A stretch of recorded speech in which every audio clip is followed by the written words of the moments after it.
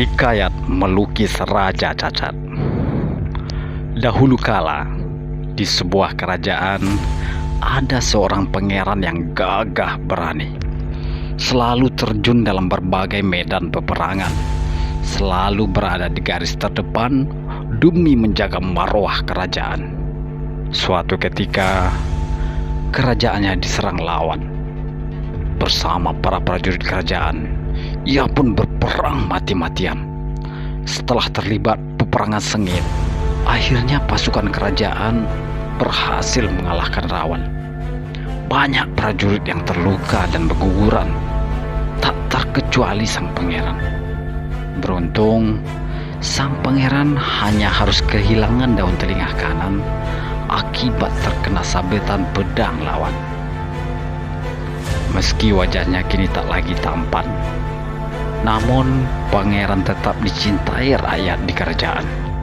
Sampai akhirnya tibalah giliran sang pangeran menggantikan sang ayah menjadi raja di kerajaan.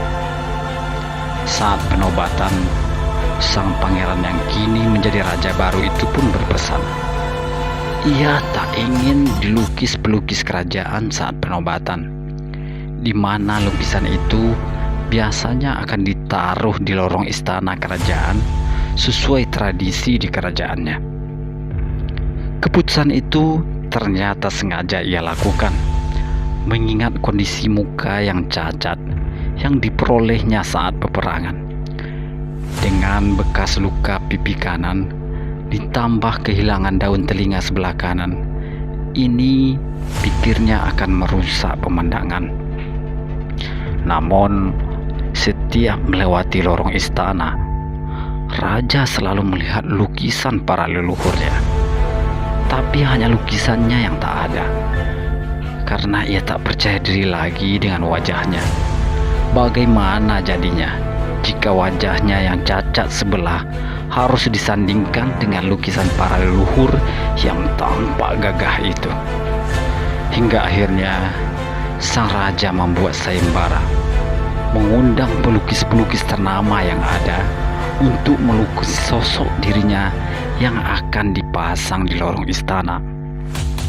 Para pelukis pun saling berlomba, menunjukkan berbagai skill dan keahliannya agar bisa memenangi sayembara. Setelah disaring, akhirnya tersisa 3 peserta.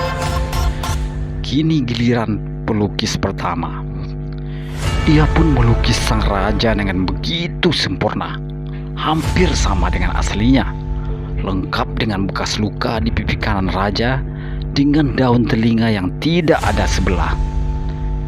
Namun ketika melihatnya, sang raja bukannya bangga, tapi malah menyebloskan pelukis pertama ke penjara karena dianggap telah mengumbar aib sang raja.